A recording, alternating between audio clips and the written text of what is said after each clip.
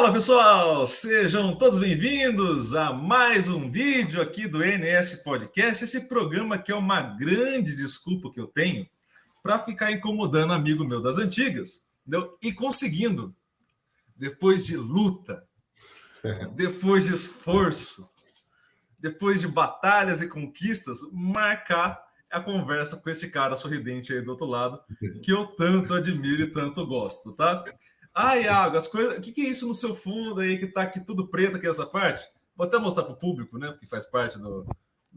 Estou de mudança, pessoal. Então, assim, durante algumas conversas que eu vou ter nas próximas semanas, aparecerá fundos diferentes. A gente vai voltar com os quadros que tinha da antiga dona. Então, assim, tudo vai mudar aqui, mas espero que vocês continuem assistindo, né? Com esse cenário e com outro cenário, que provavelmente mudará o cenário daqui para frente, né? Então, peço que vocês, nesse começo, antes da gente começar o papo para valer, faça tudo aquilo que eu já peço todo vídeo para vocês. E por que vocês não fazem? Eu peço toda vez é isso, Marcos. Toda vez, cara. Tem que pedir a mesma coisa sempre, toda hora, que é você deixar aí na sua casa, já deixa o seu like. Ah, porque eu quero ver o vídeo completo. Eu sou uma pessoa que eu quero ver qualidade. Deixa do começo, que você vai fazer que nem eu que assiste os podcasts, e não deixa o like, porque deixa para o final. Já deixa agora, a gente já mata esse assunto tranquilamente, você assiste relaxado e morre tranquilo esse assunto, tá?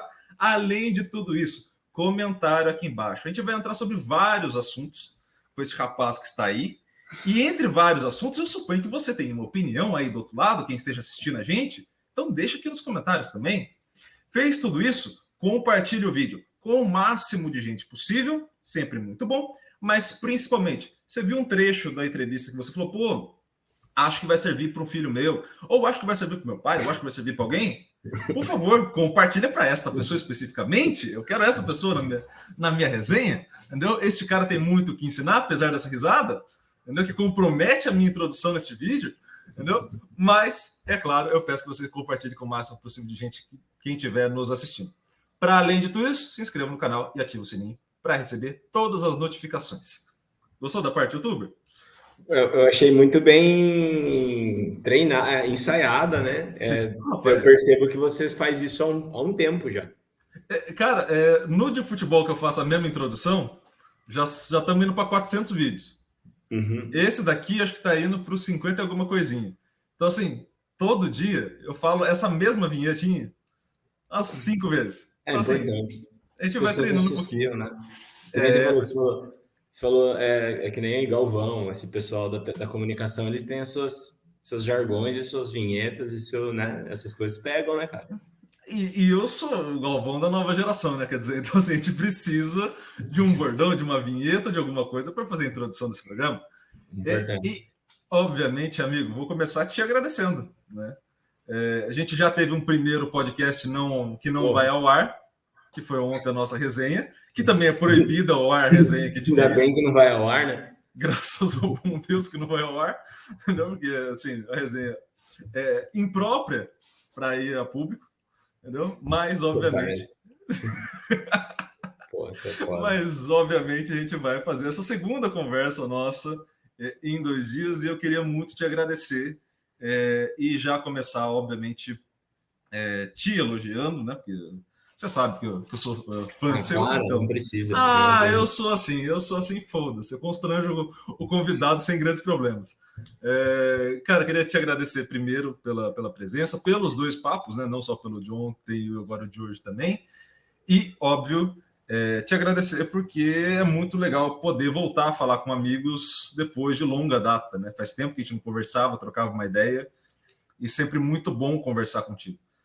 Você é um grandíssimo profissional, que você sabe que eu tenho admiração muito grande por você, e também uma grande pessoa. Então, além da parte profissional, que é óbvio que a gente vai tocar nos assuntos, obviamente, durante a conversa, mas você é um grande amigo. Então, bom poder voltar a trocar essa ideia contigo. Se tem uma coisa positiva que esse podcast tem trazido para mim nesses momentos, é essa possibilidade de ganhar um tempinho na agenda de cada um dos amigos e ir trocando uma ideia sobre a vida deles, que é o grande ponto. E para passar a palavra para você, já com a nossa primeira questão, já tradicionalíssima desse programa, me conte, meu amigo, para além da parte acadêmica, para além dos estudos, para além de todas essas viagens que você faz mundo afora, né? Porque agora você é um desbravador.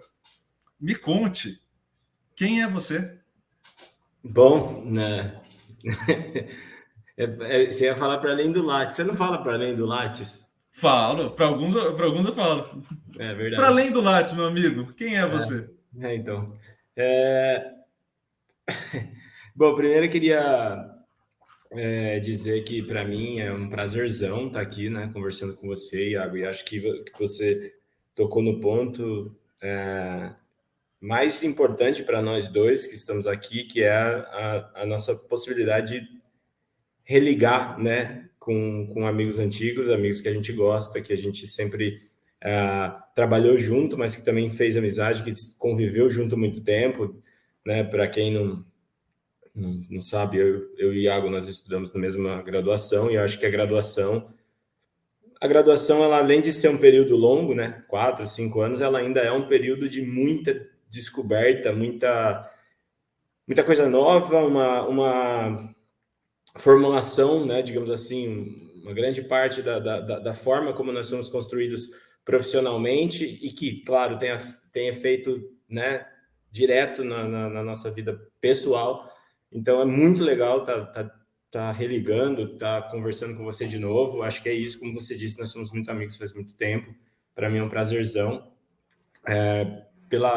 Por você ter lembrado de mim, acho que alguma coisa eu fiz certo, porque é legal, né, ter um amigo vir e ter um programa como esse, que eu já venho acompanhando. Pessoal, então, aperte o sininho aí e tal. Não, eu não sei como, eu não tenho a sua fala, mas é isso aí, pessoal, vamos ajudar, porque eu acho que é muito legal, eu estava feliz com o seu projeto, porque eu acho que é uma forma das pessoas que estão entrando na área, ou estão na área, ou estão inseguras na área, ou estão pensando em mudar, ou aprimorando, enfim, pessoas em trânsito. Todos nós estamos em trânsito. Aliás, né, o trânsito que eu quero dizer aqui é que todos nós estamos em trânsito, né? Então, é muito legal essa iniciativa, porque eu acho que é legal ouvir, como eu já ouvi dos outros podcasts, é legal ouvir alguns outros profissionais que têm perspectivas completamente diferentes, e é muito enriquecedor, né? Por exemplo, hoje eu estava num treinamento de doutorado, né, daqui, não faço mais doutorado, mas tem uma moça aqui que faz doutorado na universidade que eu tô, na Caio Leuven, e aí a menina estava no primeiro ano, aqui eles têm avaliação todo ano. Eu já chego no quem sou eu, tá? E aí foi muito legal, por exemplo, pensei depois, né, a gente vai conversar, eu e você, e o quanto eu aprendi nesse lance, eles têm 4 anos de doutorado e tem avaliação todo ano. No doutorado nós temos uma qualificação só. E é muito legal porque é diferente, é um pouco mais pragmático, mas é diferente, assim. Essa avaliação que ela tem é uma avaliação menor do que a qualificação, mas que vem todo ano e tal. E a menina começa a falar sobre... Ela está trabalhando com sustentabilidade, ela está tentando investigar o termo seria propensão, talvez, das pessoas comprarem marcas que são mais sustentáveis no esporte. Então, você é corredor, você comprar a Nike, porque a Nike ela tem... E a menina teve uma ideia que aqui na Bélgica é muito louco, que no Brasil também acho que tem, mas aqui tem todo lugar tem... Toda comida, quase todas elas, tem 5 graus de quão saudável essa comida é, né? E aí a menina falou assim, pô, então eu tô tentando entender, talvez, se as pessoas adotariam isso para comprar material esportivo, não do saudável, mas do sustentável. E é outro selo de qualidade que você... E é uma ideia fantástica, né? Genial, né? Na minha concepção. Porque eu compro muita coisa porque tá mais verdinho ali, né? O vermelhinho é o ruim, que é o chocolate, e a salada é o A.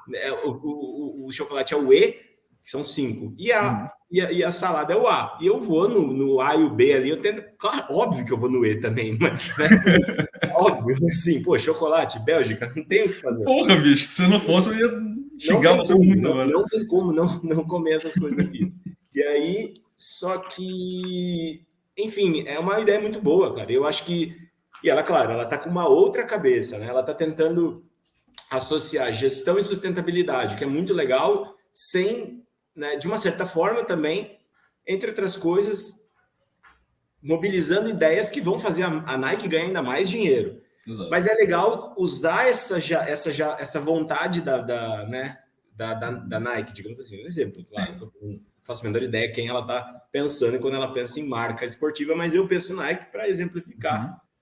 E aí ela imagina, a Nike, por exemplo, usaria essa ideia e, entre outras coisas, aumentaria muito a sua receita. Mas é muito legal como essas pessoas, como elas não podem controlar o fato de que as empresas já vão ganhar dinheiro, já vão crescer.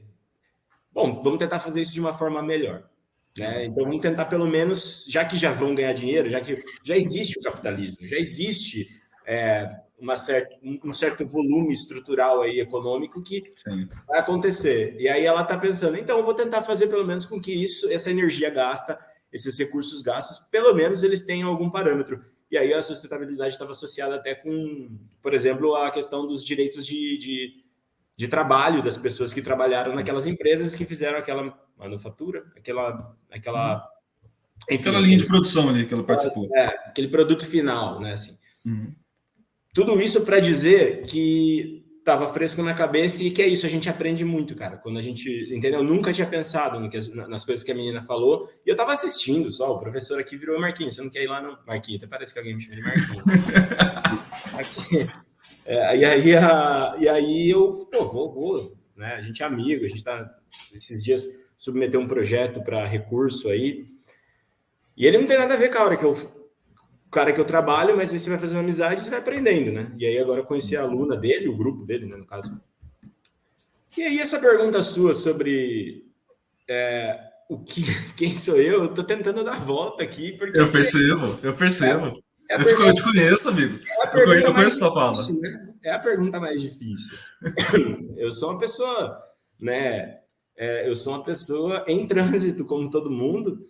É uma pessoa que é feliz, é triste, é frustrada, é empolgada, né? Enfim, eu acho que algumas características fizeram com que eu acho que eu sou uma pessoa que tenho muitos amigos e bons amigos, isso é muito legal.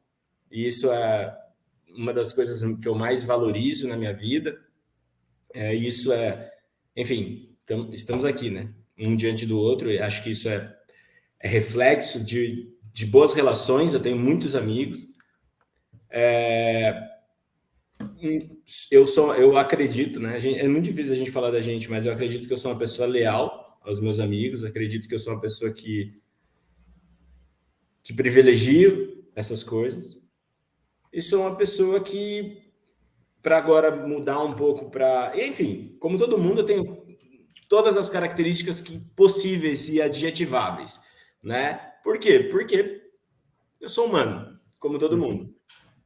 E acho que, mas algumas características como uma pessoa que pergunta muito sobre as coisas, acho que se questiona muito, talvez cético até demais às vezes, fez com que eu fosse para a filosofia, né? Embora eu não seja filósofo, isso é muito importante de falar, né? Dizer desde o começo. Fez com que eu sempre pensasse nessa perspectiva da ética e fez também essas angústias, né? Para usar um termo mais até filosófico, fizeram com que eu fosse para bastante lugar, eu diria, né? Tivesse uma formação bem eclética, mas ao mesmo tempo isso tem seu preço, né? Então, enfim, sou hoje pensando, me movendo um pouco a fala para o que eu faço. Para quem não me conhece, eu sou o Marquinhos, mas eu sou o Marcos, né? Campos, o pessoal me chama assim. Aqui me chamam de Dr. Campos. O que eu não deixo. Aí eu já viro e falo, tipo, pode me chamar de Marcos. Aqui é muita formalidade, o povo aqui é meio formal demais. Uhum. Não os amigos, né? Mas aluno chama professor de doctor, sabe? Aí você fala, você tá de sacanagem, né? Se essa moda pega no Brasil... Nossa senhora, o povo já é vaidoso, já todos nós somos vaidosos também, né? Mas pessoal aqui é meio formal demais. E aí, enfim, eu fiz Ciências do Esporte no Unicamp, com o Iago, fiz mestrado na Federal do Triângulo Mineiro em Educação, fiz doutorado em Educação Física na Unicamp também, voltei para a Unicamp depois de um tempo, né? E depois do doutorado eu fiz esse mestrado, Master of Arts, que a gente chama aqui. É um mestrado diferente, porque existem vários tipos de mestrado, por exemplo, o MBA, digamos assim, é uma forma de mestrado, assim, que é muito mais, é acadêmico, mas muito mais prático, eu diria, aqui nesse consórcio de universidades que hoje eu até vou potencialmente aí dar aula, mas faço parte.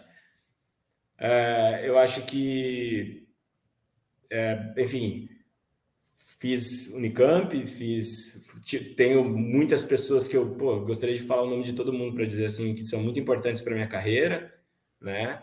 Pessoal, como sempre, o pessoal e o profissional estão sempre associados, né? Então, tenho que agradecer todos os nossos amigos, né? Os mais próximos, os amigos e tal, os professores, o Alcides, por exemplo, que me deu bolsa de iniciação científica, né? O Borim me deu bolsa de iniciação científica, olha. Outro cara que eu estou tentando trazer. Aliás, outros dois caras que eu estou tentando trazer já também. Uma hora vem. Uma hora vem. E o Eduardo Marândola, da Geografia, também fiz iniciação científica com ele. E nessa época da graduação, até para a gente, né, se bate-bola de misturar as coisas, cara, eu não sabia para onde eu queria ir. Né? Eu estava assim, o que eu quero fazer? Eu tinha algumas ideias, mas eu não sabia onde procurar. E não tinha a disciplina, e não tinha a vontade, porque estava meio perdido, e aí você não consegue canalizar, você não consegue projetar, sabe? Um futuro. Enfim, quando você não... Meu padrasto, ele sempre falava isso para mim. Ele falou assim, o dia que você descobriu o que você quer na área acadêmica, aí você vai ver que você vai tranquilo, vai que vai, assim, as coisas vão começar a acontecer, né, em termos de produção, em termos da sua própria capacidade de se transformar numa pessoa que trabalha com os temas que você está querendo trabalhar, em termos de se transformar em um acadêmico respeitável, né, do ponto de vista intelectual, né, e foi mais ou menos isso que aconteceu comigo. Na graduação, eu estava estudando com vocês lá, não sabia o que queria, ia para a pedagogia do esporte, tentava trazer um pouco de filosofia, não gostava, no sentido de não via naquilo, sabe? Mas, amigo, vou te interromper um pouquinho. Quando você chega na graduação, você já chega com um sonho, por exemplo, a gente já compartilhou várias vezes essa conversa, com o sonho de ser treinador. É verdade. Então, eu cheguei fechado. Eu não cheguei olhando nada que fosse fora de futebol e fora de ser treinador. Por que você foi escolher a ciência do esporte, que foi o que a gente foi fazer? E qual que era o teu sonho quando chegou ali? O que você estava buscando naquele momento? Olha só como são as coisas. Eu ia fazer, antes de fazer graduação na educação física, né, nas ciências do esporte, eu ia fazer gastronomia. Aí eu tinha passado na prova do Senac, e aí eu ia fazer gastronomia e passei na Unicamp. E aí o meu padrasto, que é o Wagner Way Moreira, ele foi um dos fundadores da FEF Unicamp, então ele é aposentado hoje pela FEF Unicamp, né? E minha mãe fez doutorado lá na Unicamp, na FEF também, e eles viraram e falaram assim, cara, tenta, sabe? Você sempre gostou de esporte, você quis ser jogador de futebol, né? Tentava ali, né, jogar uma bola. E aí eles falaram assim, e eu também pensava em ser treinador, trabalhar com esporte, sabe? Quando eu primeiro entrei, assim, primeiros 2 meses. E só que eles falaram, olha, a Unicamp é uma grande universidade, a Unicamp ela é pública, a Unicamp ela, né, tem recursos que podem transformar a sua vida, a Unicamp ela é gratuita, tenta fazer, vê se você gosta, se você não gostar, fica lá 6 meses, fica 1 ano, fica o tempo que você quiser, quando você quiser você volta para para o Senac ou para outra instituição privada, porque para fazer gastronomia, em teoria, né, acho que a maioria das universidades são privadas. E aí eu eventualmente fiz e, me encontrei. Só que eu me encontrei do ponto de vista acadêmico. Eu sempre quis ser professor universitário. Então, por exemplo, conversando com o Alcides, por exemplo, no começo da minha carreira, eu estava no segundo ano, eu já sabia que eu queria ser professor universitário. Né? E o Alcides às vezes falava para mim, você tem um perfil acadêmico mesmo, tipo, você parece que você gosta. O meu problema era aquilo que eu estava dizendo, que era o lance de, tá, mas onde é o meu lugar? Onde eu posso construir a minha identidade? O que eu quero, o que eu gosto, sabe? O que sou eu, em termos de um acadêmico, né? E foi isso no começo, né? No começo eu fui, por exemplo, orientando de três pessoas que são completamente diferentes, né? Que é o Alcides, que é uma pessoa da pedagogia do esporte, o Borim, mas o Borim foi bem no começo mesmo, assim, no primeiro ano, e um projeto de iniciação esportiva, que tem uma certa relação com a pedagogia do esporte. E o terceiro, que é o Eduardo Marândola, que é da geografia e trabalha com fenomenologia, que era algo que eu tinha uma certa... Eu gosto, embora eu nunca tive, isso é a grande sacada. O meu padrasto, ele trabalha com fenomenologia, né? Trabalha com... E ele... Eu gosto de conversar com ele eu gosto de ler algumas coisas, mas eu já sabia que tinha muita gente na área da educação física que trabalhava com esse tema também, né? Desde a década de 80, né? A gente já tinha alguns autores, como Silvino Santin, o próprio Wagner, meu padrasto, que fez o doutorado dele em 92. E ali eu pensava, isso não é a minha contribuição, eu não posso, não é o que eu quero, eu gosto de conversar sobre isso, acho muito legal, mas não é o que eu acho que eu posso contribuir mais. Para a pedagogia do esporte, eu tentei uma época fazer a ponte entre a fenomenologia e a pedagogia do esporte, o que eu acho que seria, por exemplo, se eu fosse para o doutorado, uma ótima tese de doutorado, algo que não foi feito ainda, e porque as bases epistemológicas que as pessoas usam na pedagogia do esporte, as novas, né, digamos assim, elas são, entre outras coisas, inspiradas numa perspectiva filosófica que já existe desde a metade do século 20, né? Enfim, mais ou menos. E acho que, enfim, essas coisas elas estão próximas, elas se aproximam, né?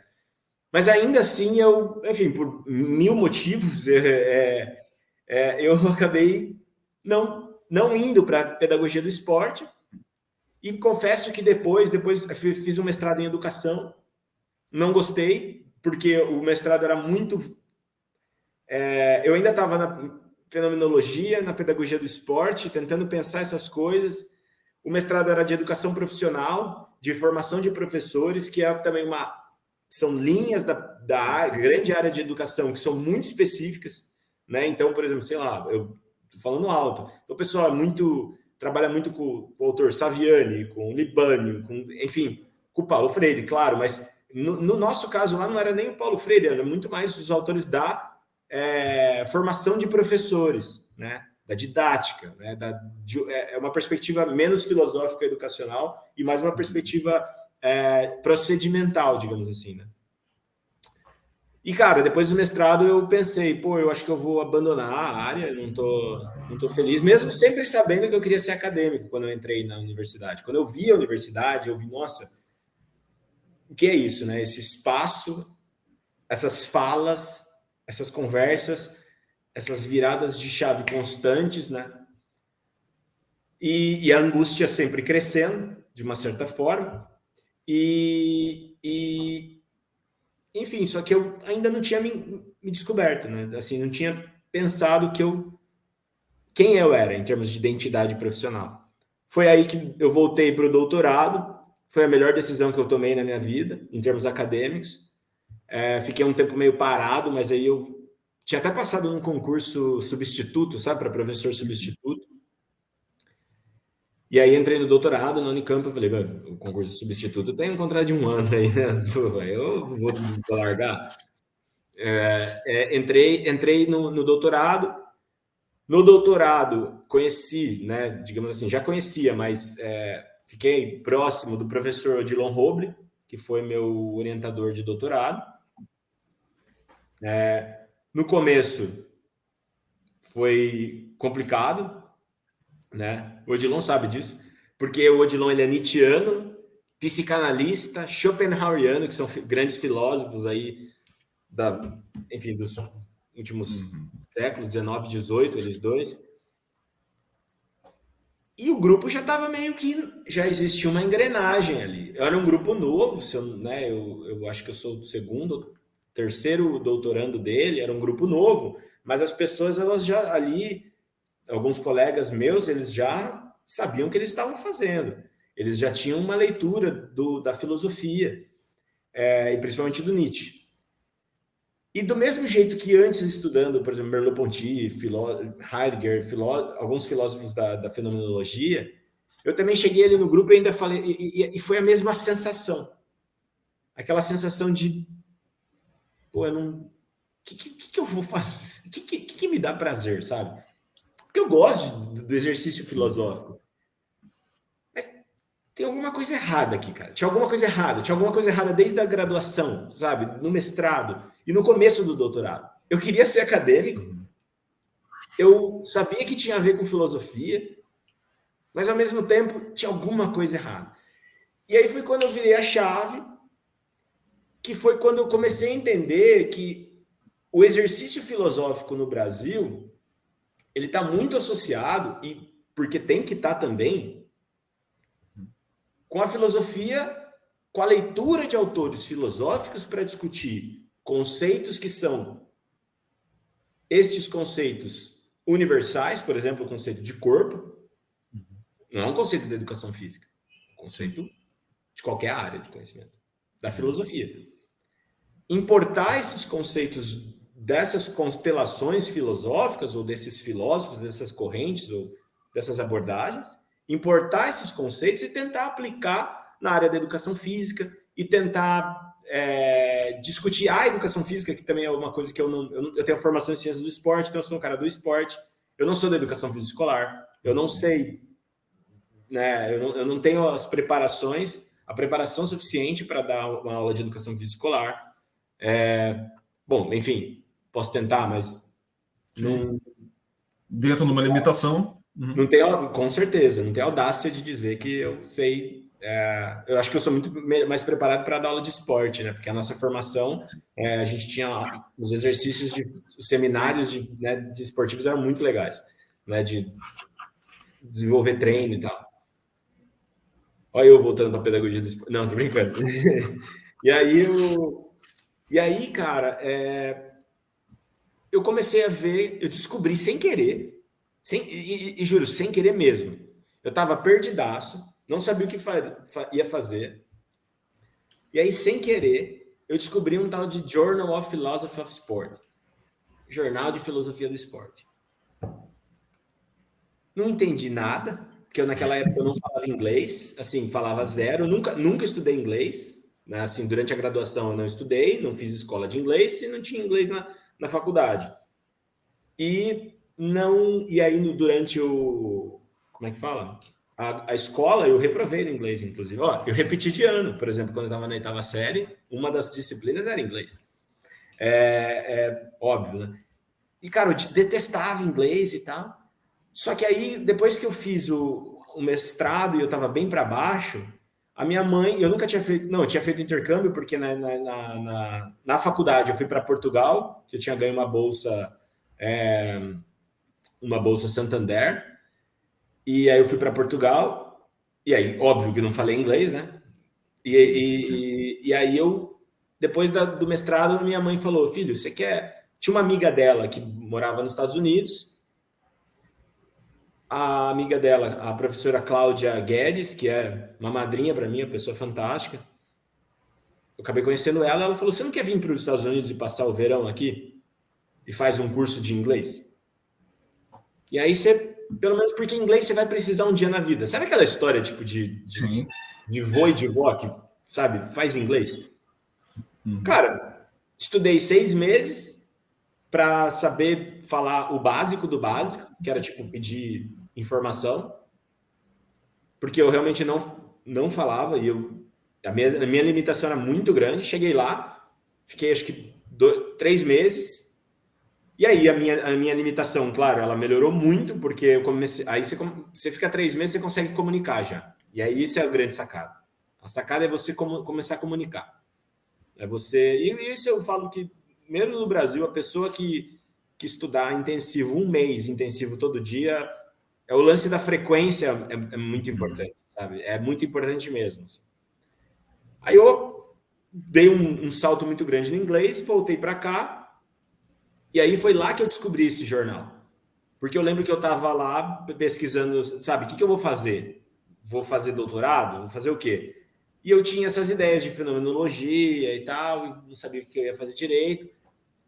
Ela falou para mim assim, olha esses jornais aí, ela é historiadora, ela também é acadêmica, né? Minha mãe já estava com tudo planejado na cabeça. Minha mãe mandou eu com uma professora acadêmica dos Estados Unidos, e aí ela já, olha isso aqui e tal. E eu descobri esse jornal de filosofia do esporte. E por que eu estou falando que eu virei a chave? Porque eu comecei a perceber que naquele jornal, o exercício ali não é necessariamente importar os conceitos da filosofia, mas discutir os temas do esporte ele mesmo. Parece meio loucura. Eu não estou dizendo que eles não fazem filosofia, né? Não é isso que eu estou dizendo. Por exemplo, eles fazem uma filosofia que é do esporte, não é filosofia normal. Não, os métodos são os mesmos. As correntes são as mesmas. Existem na filosofia 2 correntes que são filosofia continental e filosofia analítica, que são 2 métodos de fazer filosofia. O analítico, por exemplo, é, entre outras coisas, muito derivado da lógica, né? Da lógica que você teve, por exemplo, na graduação. Algumas vezes, umas 3 mais ou menos. Exato. A lógica tem o seu valor. Opa, a lógica é bom, cara. E aí, nessa brincadeira toda, eu fui, claro, cara, eu não entendia nada. Assim, eu juro por Deus, sabe que é você pegar um texto, porque o inglês já era muito difícil, né? E filosofia em inglês é impossível. Então, assim, eu não lia, eu tentava, mas assim, falei, vou lendo. Tipo, eu lembro até hoje, teve um dia que eu demorei 1 mês para ler um texto, sabe? Porque eu ia e voltava, fiquei 1 mês no mesmo texto. Me ensinou muito inglês aquele texto, porque eu ia memorizando e tal, sabe? Já sabia o que tava, as palavras que eu já tinha traduzido, aquele lance de tradução e tal, mas claro, sem dúvida, a oportunidade que minha mãe me deu de ter me levado, né, ter deixado eu ir para os Estados Unidos, e também a oportunidade que a professora Cláudia, né, me deu de ter ela, né, eu tinha hospedagem lá, ajudou muito, né, ajudou muito nessa minha virada de ter descoberto a filosofia do esporte também por causa da Cláudia, de paralelo. E eu voltei para o Brasil e falei, cara, é isso que eu quero fazer. Eu quero fazer filosofia do esporte, mas eu não quero fazer filosofia no sentido de importar conceitos da filosofia, porque eu não sou, e esse é o grande problema, né, para mim, não da educação física brasileira, mas para mim, o grande problema para mim era, eu não quero ser merleau-pontiano, nietzscheano, aristotélico, schopenhaueriano, heideggeriano. Isso nunca foi o meu papel, entende? Tipo, e acho que isso tem muita gente muito boa na educação física brasileira, que faz trabalhos fantásticos, que são, claro, as pessoas não vão dizer que elas são, sim, mas está no texto dela que ela é nietzschiana, ela é burgesiana, se ela é da sociologia, ela é elisiana, né, se ela é da sociologia, ela é Foucaultiana, merleau-pontiana, enfim, porque ela tem uma base teórica sólida e ela vai pegar esses problemas e tentar explorar esses problemas através dos conceitos que já existem desse filósofo. Isso não quer dizer que eu não faça isso em alguns momentos, mas eu não leio a obra do filósofo. Sim. Entende? Eu faço um exercício contrário. Eu tenho um problema para resolver, inclusive, e aí eu vou procurar nos filósofos que eu quero, que eu preciso para resolver aquele problema. Você faz o caminho inverso do processo. Eu faço mais ou menos o caminho inverso. Quando eu faço. Só que tem a grande sacada. Aí o pessoal fala, mas peraí, os filósofos não conversam. Calma, eu não vou pegar... eu não estou misturando alho, água e óleo, né? Primeira coisa que eu não vou fazer. Primeiro. E os filósofos que eu estudo hoje em dia são os filósofos mais da ética né? Ou os filósofos enfim, que seria da ciência política, né? Mais os norte-americanos, canadenses, que tem, ou ingleses, que têm uma perspectiva são filósofos temáticos. Por exemplo, existem alguns filósofos que são muito famosos porque eles são os experts em autonomia. O cara é expert no conceito de autonomia. Tem um outro que é expert no conceito de privacidade. E esses temas todos são muito caros para a ciência, para a filosofia política e para a ética, né? Então, mas eles não são famosos como Heidegger porque ele falou sobre o tempo ou sobre a morte, entende? As coisas que me mobilizam são as coisas mais práticas do esporte. Pô, a privacidade dos atletas na perspectiva do antidoping, né? A trapaça, né, no esporte, como a gente entende a trapaça, o que ela é dentro dela mesma. Mas antes disso, para fazer o que eu faço hoje, eu precisava de uma certa base. Que foi aí que eu descobri o filósofo Bernard Suits, que é o filósofo mais influente da filosofia do esporte, porque ele faz um exercício que é fundamental, e para nós é fundamental. Isso está num texto que está na minha tese, claro, de doutorado, que o professor Odilon orientou, e está também no movimento, num paper que a gente publicou, e em alguns papers que a gente vem submetendo agora, né, há um novo movimento aí, eu e ele, que eu fiquei 2 anos meio parado, mas já chego nisso. Mas eu e ele, a gente está retomando algumas publicações que é sobre a obra do Bernard Suits como uma obra pilar, né? Ela é central para a filosofia do esporte, porque o Suits ele faz uma distinção entre o que é jogar e o que é jogo. E aqui você é um cara que também você é um especialista, né? Só que eu sou apenas um youtuber, amigo. Sou apenas um youtuber. Não é não. Só que é nessa coisinha que parece bobeira. Que não é. Que é a minha tese de doutorado. A minha tese de doutorado foi, eu olhei por que estava sendo feito na educação física brasileira e na educação um pouquinho. Uhum. Olhei para o Yuzinga e para o Kaloá. Uhum. E porque eu também tinha uma leitura. E aí, claro, eu fiquei 3 anos do doutorado. Eu fiquei o primeiro ano do doutorado perdido, porque tipo, eu tinha ouvido falar da filosofia do esporte, mas ainda não tinha, né, entrado de cabeça. Ainda estava meio que, será que eu vou fazer alguma coisa com Nietzsche e tal? Não era a minha pegada. E aí, quando eu decidi fazer eu falei assim, o Suits é o autor mais influente. Então, eu vou fazer uma tese sobre Bernard Suits. E foi lendo as referências. E aí, o livro do Bernard Suits, que chama The Grasshopper, Games, Life and Utopia, é traduzido para A Cigarra Filosófica. Não precisava desse filosófica, mas A Cigarra Filosófica. E só A Cigarra Filosófica. Não tem jogos, não tem utopia, não tem vida. Traduções brasileiras, amigo. Aí foi um filme da Sessão da Tarde. Uma tradução de Portugal, que é muito boa a tradução. Mas o título ele é diferente. Uhum. Mas ele é, sei lá, Cigarra Filosófica talvez venda mais. Né? Enfim, essas coisas são importantes para eles. Né? E aí me ajudou muito quando a tradução do Suits ela foi publicada em 2018, né? E eu em 2018 eu comprei acho que de 2018 ou 2019, comecinho de 2019 eu já tinha um livro. Nossa, ajudou demais. Assim, ajudou perfeito. E o Suits, ele fala, no livro dele, ele é enfático, e os autores que são sutianos, que são as pessoas que estudam a obra do Suits, eles deixaram muito claro que o Suits não está falando de... Ele fala de jogar, que é a experiência autotélica, a experiência lúdica, como a gente conhece do Brasil, mas ele é um filósofo do jogo, fundamentalmente do jogo. Tá, e aí que foi a minha tese. Eu olhei para o Brasil, olhei para a literatura em português e falei, olha, nessa literatura, as pessoas fazem um trabalho fantástico, mas elas fazem um trabalho em jogar. Sim. Elas são muito influenciadas pelo Yuzinga, pelo Kaloá, e o Kaloá ele mesmo, e o Yuzinga ele mesmo, se você for para as traduções, e o Yuzinga, isso muita pouca gente sabe, o Yuzinga ele tem uma tradução do holandês, que eu deveria estar aprendendo aqui, mas não vou, do holandês para o inglês, ele mesmo, ele traduz em 19... E essa tradução ela é encontrada em 1949, ela é publicada.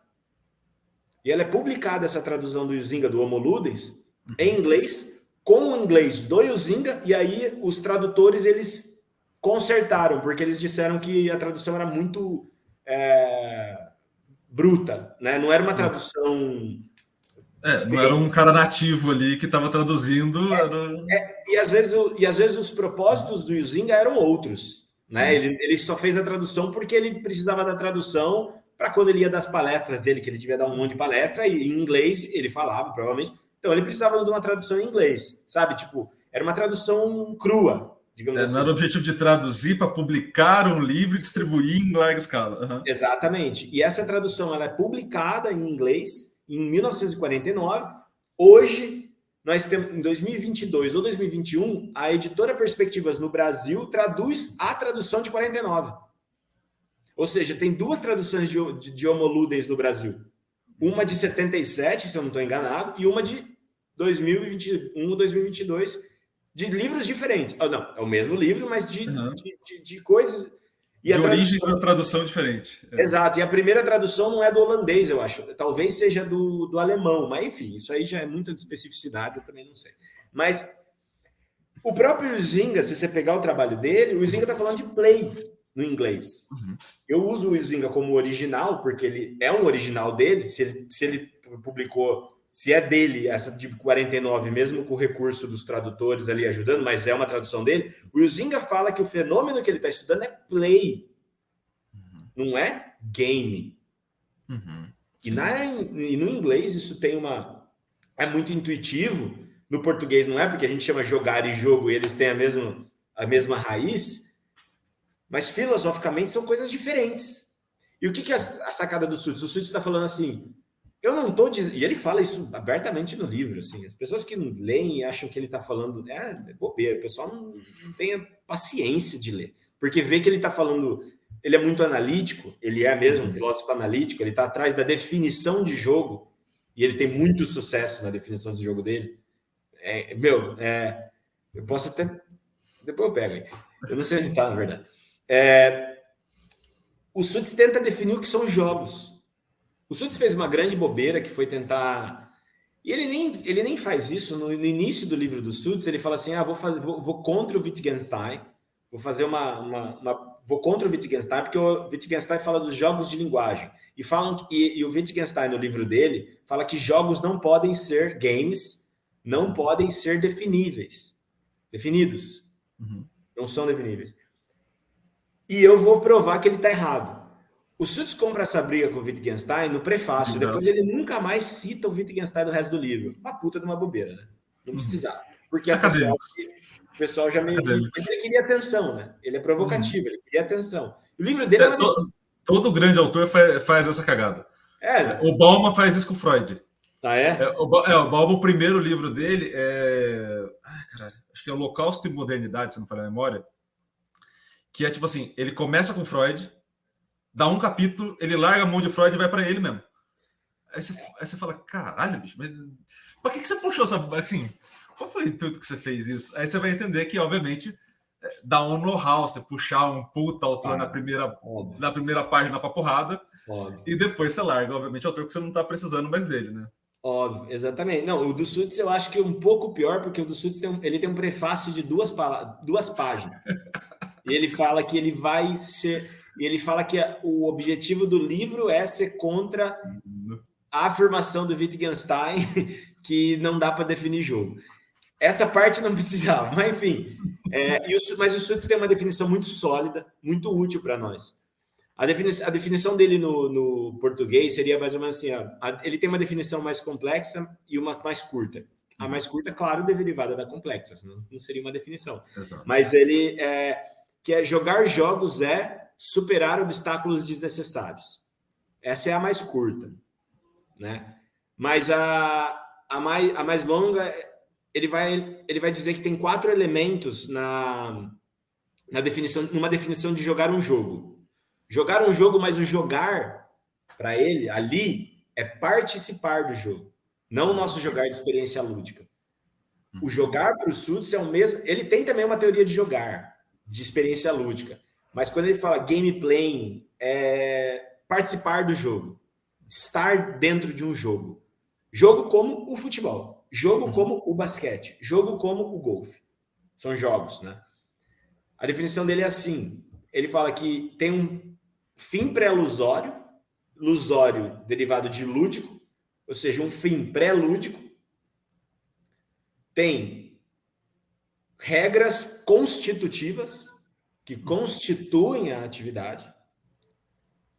Tem os meios lusórios, ou seja, os meios que você pode usar. Por quê? Porque para os suits, as regras constitutivas do jogo, isso é uma interpretação de um outro filósofo americano, na verdade, sobre os suits, que ele fala que o suits admite que pelo menos uma das regras constitutivas oferece ou proíbe alguma coisa e oferece um obstáculo desnecessário. A gente já vai entender por que desnecessário. E a quarto elemento, que é a atitude ilusória, que é a atitude ilusória seria alguma coisa como aceitar as regras, ou aceitar não só as regras, mas aceitar a dificuldade, aceitar o que o jogo propõe nele mesmo na sua melhor interpretação. Isso é uma perspectiva mais delicada. A atitude ilusória já foi, eu não vou nem falar, já foi interpretada em português e ela não tá legal. Ela não é tão limitada quanto as pessoas pensam que ela é. Mas a grande sacada eu vou explicar agora através de um jogo, né? O que é o fim pré-lusório? O golfe, o fim pré-lusório do golfe. Qual que é, Iago? Você que é meu amigo aqui. O que você pensa que é o fim pré-lusório do golfe? O que... É duro falar só fim pré-lusório, né? Fim pré-lusório para os suits é algo que você pode atingir sem a necessidade das regras no jogo de golfe. Algo que você faz, que estaria ali, você pode fazer sem a necessidade, mesmo que você não esteja jogando o jogo de golfe. O que é para o sul... Deixa eu melhor... Não, eu entendi a pergunta, eu estou tentando imaginar no golfe o que é. É difícil imaginar essa parte no golfe. Assim, qualquer esporte, né? Não necessariamente no golfe. Na verdade, a coisa é a coisa assim, é o fim que pode ser feito de uma maneira mais fácil do que se fosse no jogo. Melhor. Agora eu melhorei muito o que eu estava dizendo, porque eu também estou meio confuso. Eu fico confuso toda vez que eu penso nessas coisas. Amigo, confesso para você que eu não faço a menor ideia. O fim pré-ilusório do golfe é colocar uma bola dentro de um buraco. Ok, tá, entendi. É pegar a bola, é pegar o buraco, pegar a bola e passar. E o Suits diz isso no texto, no livro dele. Fala assim, isso é muito fácil, é banal, é ridículo. Só que nós somos idiotas, nós enquanto espécie. Por quê? Não basta passar, porque se você quisesse o objetivo final do final mais bruto do jogo é colocar uma bola dentro de um buraco, meu irmão. Sim. Só que você pega e você fica distante, você constrói um taco que é horrível, que só dificulta para colocar a bola do buraco. Você tem um oponente para competir com você, quem faz... Você cria estações diferentes, você cria um conjunto de regras... Você cria um monte de obstáculos desnecessários para aquele fim, que é pré-lusório. Passa a ser lusório ou lúdico depois que você constrói os obstáculos. Aí ele fica interessante. Aí ele fica legal. Aí ele mexe com a criança. Entendeu? Se tiver uma criança aqui, se tivesse o meu priminho aqui, nem tem mais priminho, tá tudo grande já. Mas se tivesse eles pequenos aqui, eu falasse assim, duvido que você ponha a bola no buraco. E ele, nossa, que ridículo.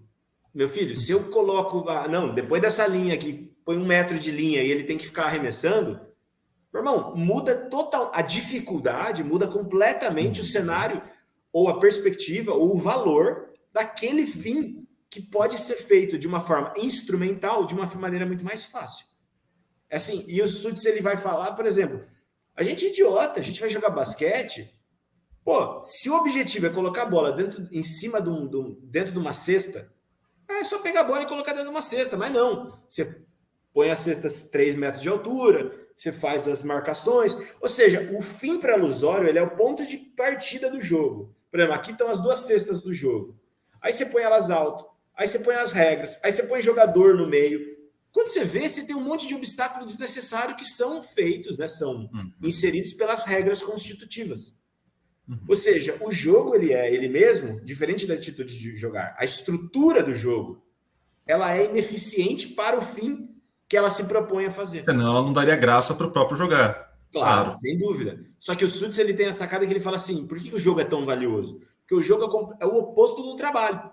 Porque no trabalho você jamais faria isso.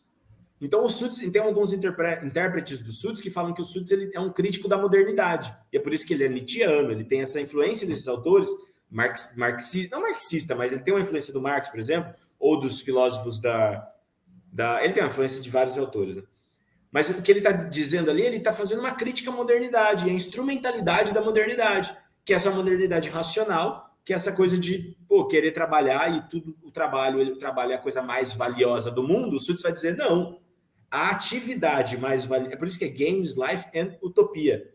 Porque o último capítulo do Suits ele chama de utopia, e ele fala que na utopia, se a gente tivesse tudo resolvido, a gente ia jogar jogo.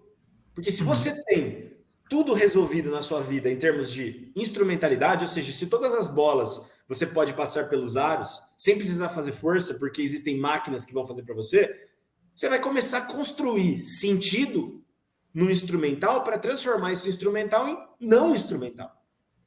Para dar valor a isso, para transformar isso numa perspectiva autotélica, lúdica. Que você não precisa de atividades instrumentais mais. Então, enfim, essa é a obra do Suits. Ele tem 2 interpretações, ele tem uma grande definição de jogo, que se você botar, não tem um jogo que não caia na definição dele. Já tentei, tô tentando, um dia, quem sabe eu consigo.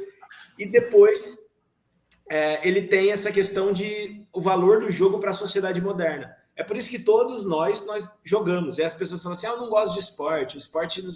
Cara, desculpa, mas o esporte ele é um jogo. Todos os esportes são jogos. É uma condição necessária para a gente ter uma definição de esporte, a gente tem uma condição necessária, que é uma definição de jogo. Mas não é uma definição de jogar.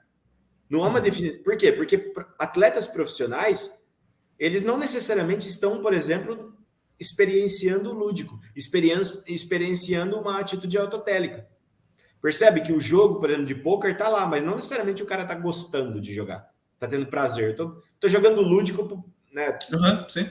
O prazer para resolver o problema. Mas para muitos deles é trabalho. Mas continua sendo jogo. E não é mais o que o Zinga falava.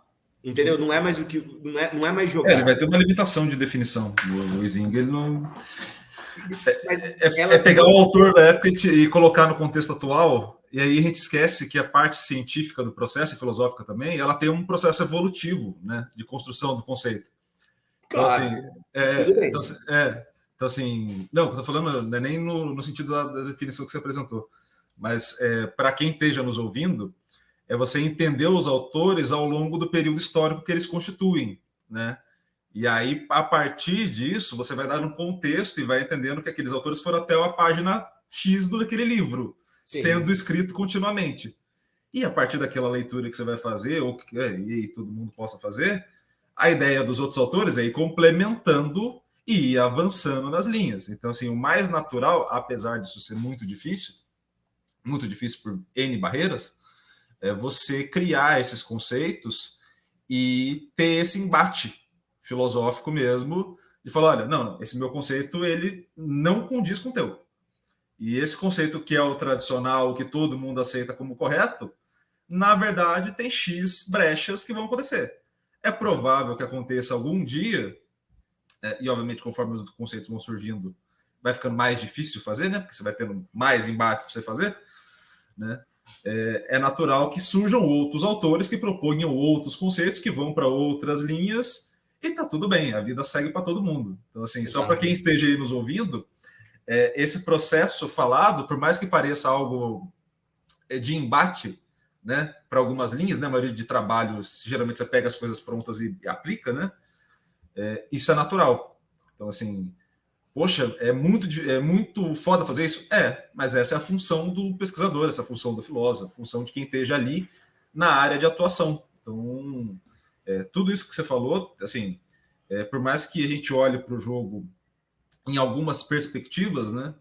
Mas é a mesma leitura que se faz. Você sabe que eu sou fãzaço da obra do Freud, né? A gente falou isso ontem, no podcast que não vai ao ar.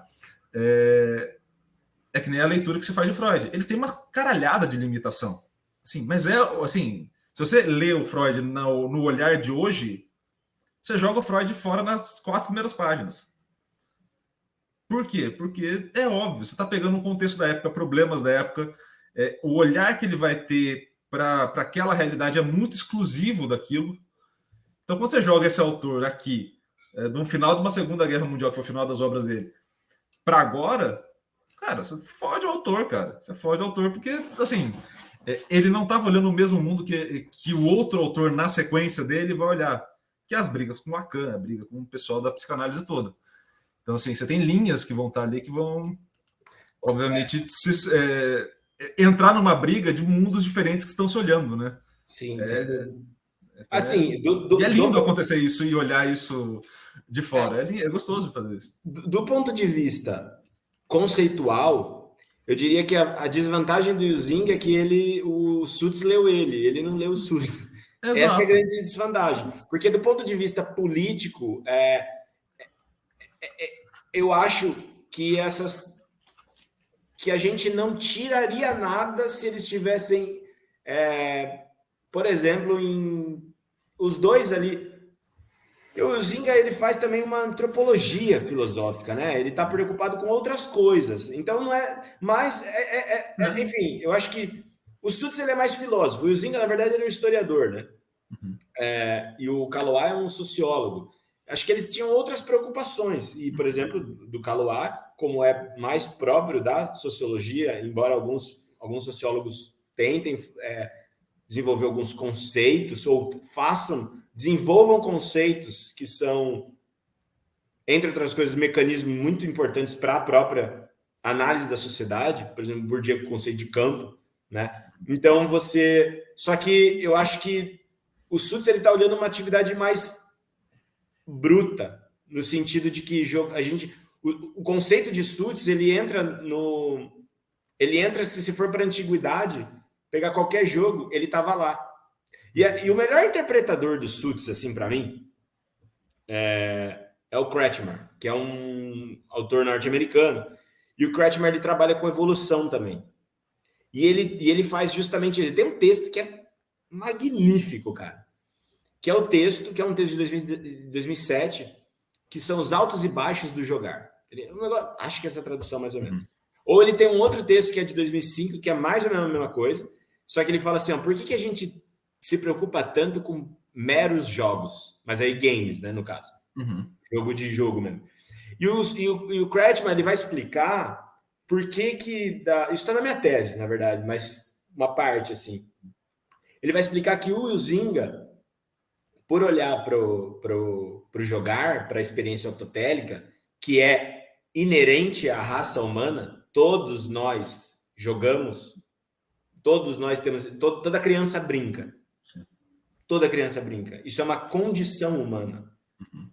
Isso, independente de onde você nasce, da sua etnia, nada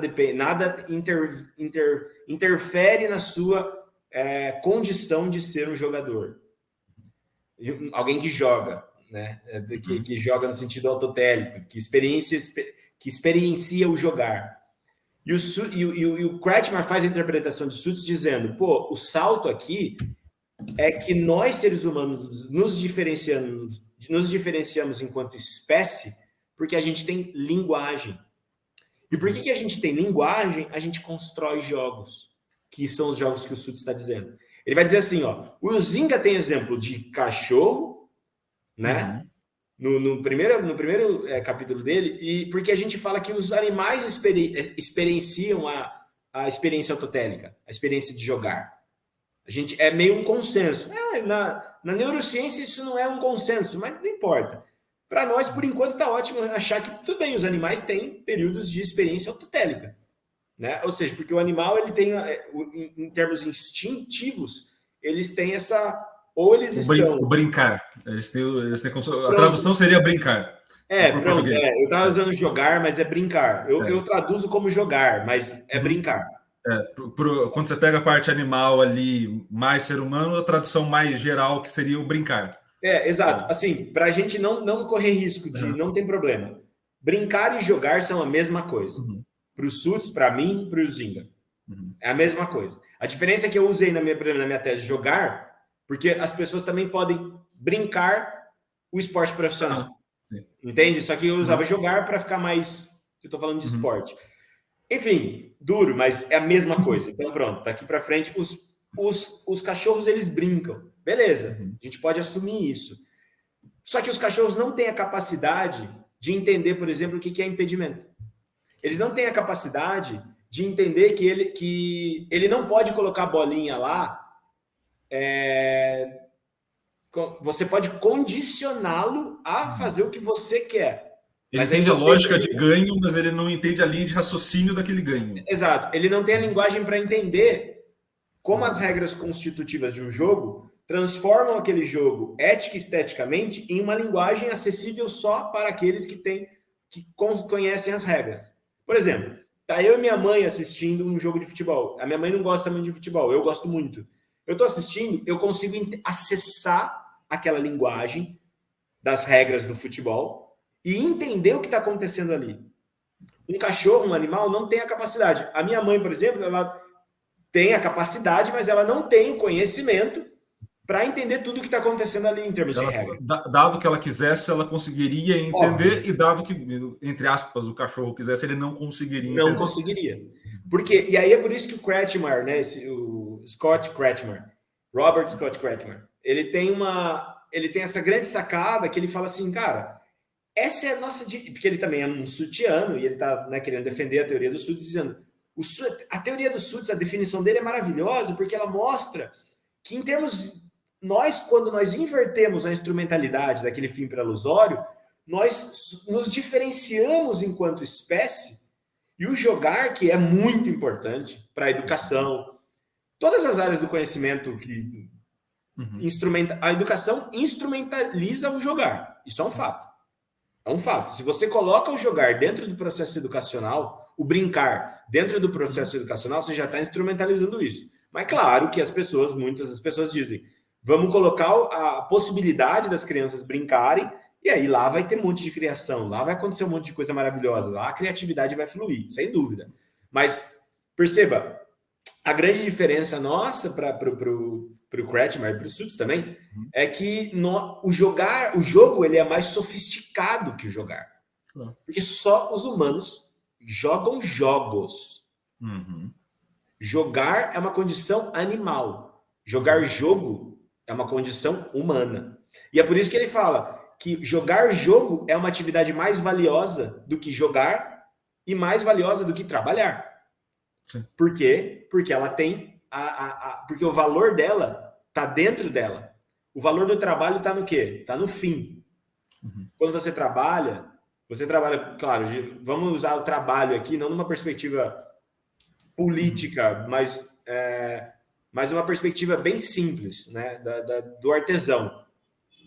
O cara que chama de trabalho, ele construiu uma barraca para ele conseguir dormir seguro na floresta, ele estava trabalhando, batendo os martelos, costurando os tecidos que ele ia fazer a cabana, tudo isso pensando no fim. Qual é o fim? O fim é a cabana, é construir a cabana. Quando nós jogamos jogos, o fim não é nesse... Bom, para o esporte profissional, tem também o fim externo, né? Pense no jogo, quem esteja nos ouvindo aí, eu sei que a primeira imagem que vai aparecer, ainda mais no mês de dezembro, é a Copa do Mundo na tua cabeça. Mas não é isso. Pensa para além disso. Pensa no teu filho ou na criança brincando. Pensa nos jogos de maneira muito mais global e geral do que o que vai vir na primeira imagem da tua cabeça, tá? É normal que venha, e estamos juntos nessa. Mas pensa alguns passos para o lado. Exato. que é o jogo que a gente joga porque a gente quer jogar. Que é o jogo que você joga de final de semana com seus amigos, que é o jogo que você joga quando você é criança. Você joga... É aquele lance. E outra, o exemplo tá claro que o jogo ele tem valor nele mesmo. Se eu virar para... Eu gostava muito de jogar futebol. Eu não jogo mais porque eu torci os tornozelos. E deixo claro aqui registrado, né? Porque isso aqui vai ficar para a eternidade, né? Estamos na era da internet. Jogava muito, viu? Obrigado. Fica aqui o registro. Obrigado. Imagina. Fica aqui o registro. Eu sei que ele cavou esse elogio ao longo da conversa algumas vezes. Os humildes. Mas assim, fica aí o registro aí. Não, obrigado. Pô, vai tomar banho. Não, tô falando sério. Mas, cara, eu amo jogar futebol. Aliás, jogar futebol faz parte da minha existência. Eu sou jogador de futebol. Porque eu conheço a linguagem. E porque aquela linguagem me afeta. E porque quando uma bola tá perto de mim no mundo, eu consigo ver a expansão, a bola, eu consigo ver a expansão, ou prever a expansão da minha relação com a bola. Como você, quando está na Europa e vê um brasileiro falando português, o fato de identificar um brasileiro e alguém que fala a sua língua pressupõe a você uma certa capacidade de previsão, de interação com o mundo, que não pressuporia... Quando eu estou no metrô aqui, todo mundo está falando outras línguas, não é a mesma coisa. Sim. Entende? Quando eu tô andando, por exemplo, cara, e tem uma criança com a bola, e eu vejo a bola, quando eu vejo a bola, automaticamente vem um mundo de coisas na minha cabeça, e eu sei o que eu posso e o que eu não posso com aquela bola, em termos do que eu posso fazer e o que eu não posso. É a minha linguagem. Eu sei o que eu posso falar e o que eu não posso falar. E eu sei... Entende o que eu quero dizer? Sim, sim. Enfim... só um adendo, só para todo mundo entender algumas palavras, senão aqui a gente é da área e fica mais, a conversa vai ficando mais entre a gente. Quando a gente fala de linguagem, e aí talvez você concorde ou discorde, mas aí faz parte da vida, a gente está falando de uma metalinguagem nesse caso também. Então, assim, eu olho a bola e vejo as ações que eu posso fazer com ela e automaticamente eu posso me comunicar, não necessariamente falando, mas agindo de forma aos outros entenderem. Exemplo básico, a gente está na Copa do Mundo, aí vamos pegar a Copa do Mundo, o lado externo do estádio, tá, gente? Só para pegar ali. Então, tá no lado externo, vocês vão ver lá a reportagem dos caras da Globo ou de qualquer outra emissora, que os caras falam assim, agora vamos colocar a bola e colocar os países para disputar. Não precisou árabes e argentinos falarem a mesma língua, nem se comunicarem verbalmente, para que eles entendam uma regra em conjunto que está ali presente. Para eles entenderem o que é falta, o que é gol, o que é aquilo, que naquele jogo ali que eles estão fazendo não tem impedimento, por exemplo, e aí está tudo valendo. Eles não precisam sentar e conversar sobre. Eles simplesmente têm uma linguagem e comunicação para além da fala. Só para não... Porque como a gente já pega já algumas palavras, a comunicação para a gente, principalmente para quem não é da área da educação física, fica muito voltada à fala, né? E, na verdade, ela vai muito para além da fala, só para fazer esse adendo aí, que é acadêmico é uma porcaria, né? A gente vai fazendo adendo. Não, mas é perfeito, mas é isso. A gente vai fazendo adendo atrás de adendo. São inúmeros os filósofos e os autores que dizem exatamente o que você falou, que o futebol é uma linguagem. E é por isso que você vai numa Copa do Mundo e todo mundo entende o mesmo conjunto de ações. Porque o que é a linguagem, senão também um conjunto de ações, só que abstrato, né? Tipo, sabe? Quando eu falo pare, a palavra pare pressupõe ações que as pessoas é inteligível para as pessoas o que elas devem fazer com o corpo delas, né? É isso. Exato. Né? Então, enfim, nem lembro, olha só. Enfim, e aí eu acho o Suits... tá. O que eu ia falar? O último exemplo do Suits para a gente, né, caminhar, que o tempo voa, né? É que o Suits, por exemplo, o jogo ele é valioso nele mesmo, e aí aquele lance assim, se eu virar para todo mundo e falar assim, viu, faz a... Pô, se eu virar pro meu amigo e falar assim, cara, você joga futebol de final de semana, tem uns amigos meus que jogam toda segunda, por exemplo. Você joga futebol por quê? Se meus amigos responderem para mim, tô jogando bola toda segunda e tal, o médico também falou que eu tô meio gordinho, pô, não tô saudável, melhor, não tô saudável, meus exames não estão legais e tal, não sei. Eu vou virar para ele, posso virar para meu amigo e falar assim, não, peraí, então não.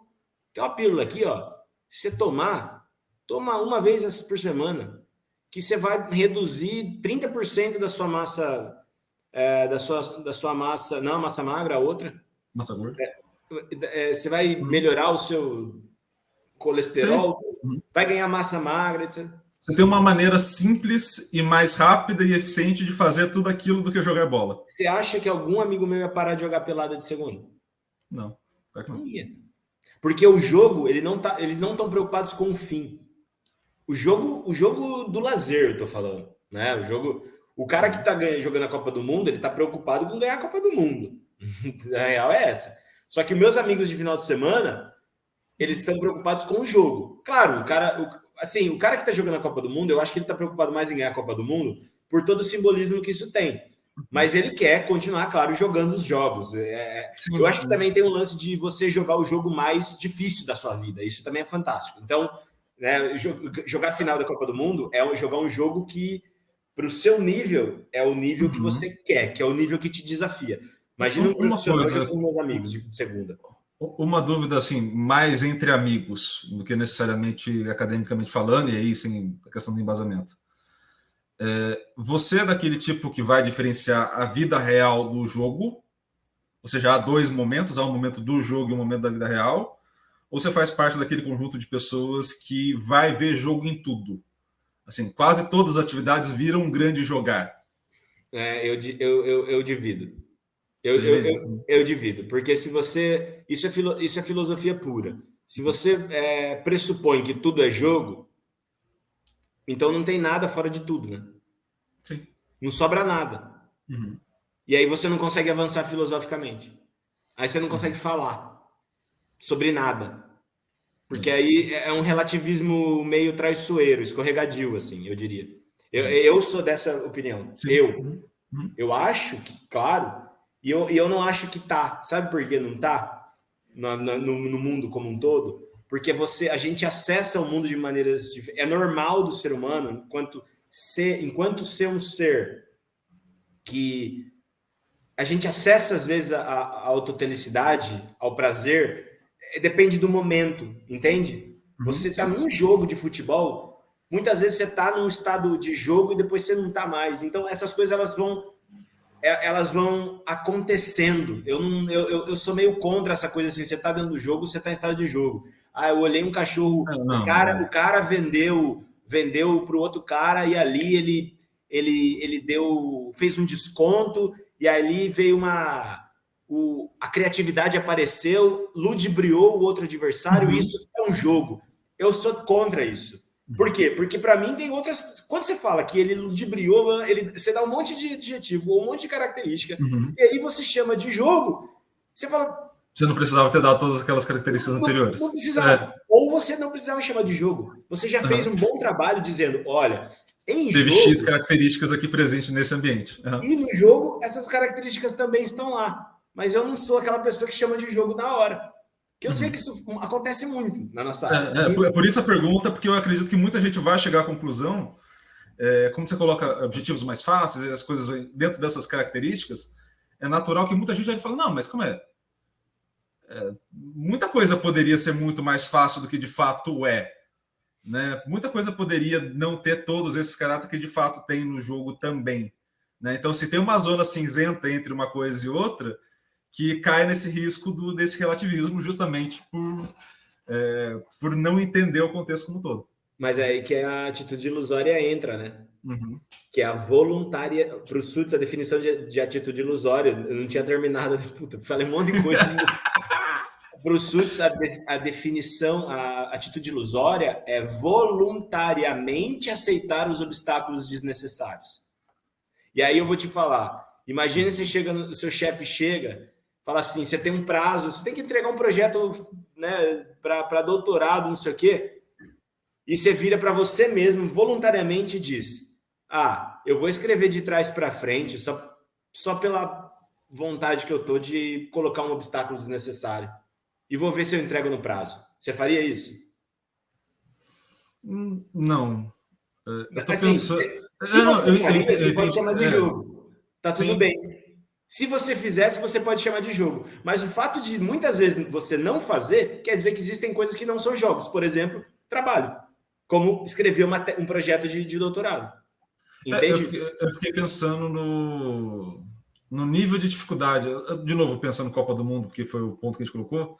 Eu fiquei pensando muito no nível de dificuldade, porque você colocar adversários é um nível que você pode ou não colocar de dificuldade. Similar a esse que você falou, de escrever de trás para frente. Exato. Você pode, o futebol amanhã pode ser que eles façam uma Copa do Mundo com 12 na linha. Não, e assim, você pode pegar o futebol que você joga com bola nos pés, que você faz na tua rua, você escolhe quantos adversários, quem vai entrar, quem não vai entrar, quantos, enfim, você consegue montar isso de várias formas. Mas eu fiquei pensando no nível do desafio. Então, por exemplo, o cara de Marrocos que vai enfrentar Portugal agora, ele não escolheu enfrentar Portugal. Aquilo ali é o trabalho dele. Dentro do dia a dia de trabalho dele, ele, feliz ou infelizmente, vai enfrentar alguém mais difícil. Né? Então, assim, tem a carga do jogo também que entra nesse aspecto de há alguns empecilhos dentro do jogo que a gente estabelece, e o esporte está nessa parte, que ele tem essa zona cinzenta com o trabalho do você não poder escolher o desafio que te implementam. Né? Até um determinado momento vai, outro momento empaca. Né? Mas é uma relação interessante. Mas você acha que isso não está em outras formas de trabalho? Não, exato, por isso que eu tô falando. Ele vira um trabalho nesse aspecto, entendeu? Sim. Ele acaba calhando do jogo para um trabalho quando você começa a observar esse tipo de situação, que ele já não tem mais escolha do que é o empecilho que vai levar ele a jogar. Rapidinho. À vontade. Não, é só que eu já tô puxando a manga aqui que o aquecedor tá no... Na verdade, esse negócio você liga e desliga o dia inteiro, essa porra. E aí que acontece? Tem também uma diferença entre a estrutura competitiva, que é o campeonato, e o jogo, que é aquela disputa, aquelas pílulas de disputa que acontecem ali. Né? Tem uma diferença aí. Essas coisas são diferentes. E eu acho que isso é importante. Né? Tipo, é importante diferenciar essas coisas. Porque o jogo ele mesmo, ele não muda para todos eles até o final do campeonato. As regras, né? A estrutura. Sim. A estrutura. Toda pílula de jogo que temos ali, ela não muda. Né? A imprevisibilidade, então, ela vem de duas formas. Ela vem do adversário, claro, ali, no que está acontecendo ali, sim, mas ela vem também no próprio sorteio, que já aconteceu meses atrás, e aí você pode ir dos outros resultados. Né? Mas, enfim... a atitude ilusória, ela é você voluntariamente, né, aceitar os obstáculos desnecessários, e por isso que eu acho que o Sudes mata uma charada aí, que é o lance. Você não aceita obstáculos desnecessários para tudo na vida. Então tem jogo, entende? E é isso. Assim, para fechar um pouco. Mas, cara, tem muita coisa. Assim, eu falei, dava para falar muito tempo. Porque cada coisa vai trazendo outros elementos, né? Eu queria avisar todo mundo que, para quem esteja falando, nossa, eles estão falando de jogo aí, nossa, eles são muito... Todas as nossas conversas são exatamente assim. Assim, desde os 20 anos, 17, 20 anos de idade até agora. Então, assim... Que agora que a gente está com 23, né? Fale por você que tem cabelo ainda, né? Eu já não consigo passar por 23, já faz uns 20 anos já. Tem um detalhe muito importante, não sei se você vai lembrar, mas talvez tenha sido a minha melhor conversa de graduação, foi contigo. Eu não lembro mais o tema, não lembro o que a gente conversou, porque era mais conversa assim. Não, eu lembro do local. É político pra caralho, cara. Eu lembro do local. Não, para com isso. Falar que a conversa é mais importante. Foi. Eu não lembro de nada, pô. Foi no segundo andar do Bloco Amarelo, ali onde ficava o LEP, né? Ficava ali, tinha aqueles banquinhos de madeira. Sei. Que ficavam ali pro lado de fora dos laboratórios. A gente um dia estava conversando. O amarelo é o primeiro, né? É, o primeiro. Exatamente. Tô louco, então, né? Não. Eu tava tentando lembrar a cor, foi meia hora. Eu não lembro do meio. O último é verde, não é? Verde e azul. Amarelo, verde e azul. Ah, tá, beleza. Então. Acho que é. Não, amarelo, azul, verde. O do meio é a biblioteca. Azul era a biblioteca, lembrei. Isso aí. Nossa. Pô, a memória foi boa agora. Eu lembro que a gente começou a conversar sobre alguma coisa X aleatória da vida, provavelmente relacionamento, provavelmente, e desmembramos uma conversa de horas naquele banquinho desconfortável, que foi muito boa. Então, assim, obviamente eu não vou lembrar exatamente dos pontos, até porque deve ter alguns nomes que eu não queira lembrar no meio da conversa, porque era relacionamento. Né? Essas coisas fazem parte também, né? A gente cria empecilhos na cabeça para não lembrar de tudo. Eu falei para você que eu, de vez em quando, eu leio as pessoas que estudam privacidade, né? Ela é importante. Exatamente. Ela é importante, cara. Ela é importantíssima. Então, assim, eu já falei isso para você outras vezes. Eu vou te chamar 20 mil vezes para vir aqui. Né? Você sabe disso. Você se fudeu. Ninguém mandou aceitar o primeiro. Se você tivesse jogado mais para frente... Nossa, eu percebi que eu fiquei falando tudo só do... Cara, eu não falei nem o que eu tô fazendo aqui. Nossa. Amigo, mas entenda. Esse é o objetivo do programa. Eu trazer pessoas que falem bastante, que estejam trocando ideias livremente assim, para elas cismarem de falar, nossa, que ambiente legal, que papo gostoso, vou voltar mais 20 vezes. Eu preencho mais 20 bate-papos no ano, cara. Eu vou viciando as pessoas para que elas voltem mais vezes nesse ato, entendeu? É um grande sistema de manipulação esse negócio aqui, entendeu? É um grande sistema de manipulação e faz parte da vida. É jogo, né? Aí, ó. Não, tô brincando. Eu não falei tô zoando. Falei por brincadeira. Amigo, eu tenho duas últimas perguntas, até por conta do horário que você tinha me falado também, para liberar o pessoal aí. E as duas estão embicadas uma na outra, então eu vou fazer as duas juntos, e aí fique à vontade. Ao longo do que você contou e do que eu te conheço, a gente tem um ponto de intersecção de vida muito legal, que é uma certa busca por identidade. A gente tem esse ponto em comum de ser um questionador muito grande da própria identidade, né? E talvez, por exemplo, olhando na trajetória, a gente tem a trajetória comum ali do LEP, né, do Laboratório do Alcides, né? Eu precisei sair de lá para ganhar a minha. Eu precisei sair de perto para ganhar a minha, porque até pelas condições capilares eu estava ficando muito próximo. Assim, eu estava começando a fazer aquelas entradas do Alcides aqui, então assim, daqui a pouco eu ficava exatamente com o mesmo cabelo, com a mesma fala, com o mesmo... Aí fodeu, né? Aí minha identidade tinha ido pro saco, né? Mas eu acho um ponto importante que você sempre foi um cara de muita identidade, muito singular dentro do processo, e a partir disso você buscou ter a sua própria identidade, né? Seja em qualquer um dos momentos. E me conte, quando você fará um livro colocando um grande autor no prefácio e depois propondo algo que só você vai falar. Então, assim, quando que você vai ter esse processo? Porque eu acredito que você vai ter. Você é um desses caras que eu acredito que eu vou estar no Domingão do Faustão fazendo homenagens para você, falando, olha, quando eu estudava com ele era gente boa pra caralho, entendeu? Essas coisas, entendeu?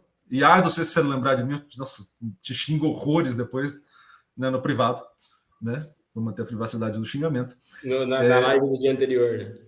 Não, o mínimo que eu vou fazer é um react, que agora tá na moda, entendeu? Xingando você tranquilamente. Não sei o que é, cara. Entendeu? Vou colocar seu vídeo e vou ficar reagindo aqui. Olha, ele não falou de mim, olha que absurdo. Falava que era meu amigo, olha o que está acontecendo. Vamos fazer esse negócio. Não, dá audiência, pelo menos isso. E o segundo, amigo, tendo conquistado tudo que você já conquistou, tendo feito tudo aquilo que você já fez, estando onde você está, me conte o que você quer da vida. Essa pergunta para um filósofo ou para um cara que estuda filosofia não sou filósofo, já falei. É complicado, né? Não, assim, cara, bom, existem alguns livros aí em progresso. Primeiro, a mais objetiva. Eu acho que não, olha, quem me dera escrever um livro como Suits, né? Quem me dera escrever um grande livro, uma grande obra, né, que mude a área do conhecimento.